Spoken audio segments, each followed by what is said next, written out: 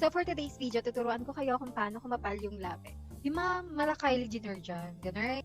So wala akong kahit ano sa labi, ayan yung natural lips ko. Oo, medyo makapal na siya, pero pinapakapal ko pa siya, be. Kasi gusto ko yung malabrats yung style, ganun. So paano nga ba gawin yun? Ang dati kong ginagamit kasi is yung eyeliner lang. Kasi yung eyeliner ko before is creamy siya, so I think pwede naman siya sa labi. But ngayon, nagkaroon ako ng mga lip liner, so I will be using the Beauty Glaze lip liner. So, gagawin ko siya sa kabilang side, and yung sa kabilang side is wala namang lip liner. Okay, para makita nyo yung difference.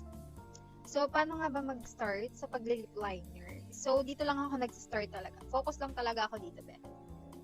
And dito ko sinisimulan sa taas. Yan. Mag-shade ka lang para ka lang mag-create ng shadow. Ganun. So, yan. Yung mga lines ng lips nyo, yun yung lalagyan lang. And sa baba naman,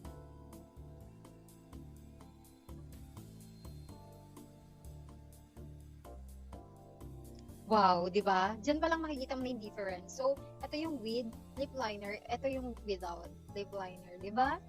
Di ba? Malabrats ka talaga dito, be. So, para sa lip gloss, I will be using the Says Lady Blasting Lip Gloss. Ang ganda nito, be. Isa din to sa pinaka-favorite.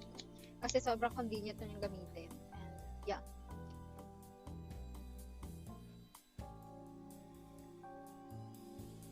Mas okay, be, kung lalagyan mo din yung ginawa mong guhit para hindi siya halata.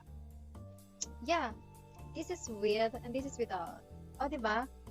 Tignan mo naman yung difference. Sobrang kapal ng labi ko. And tignan mo, gagawin ko na yung kabila.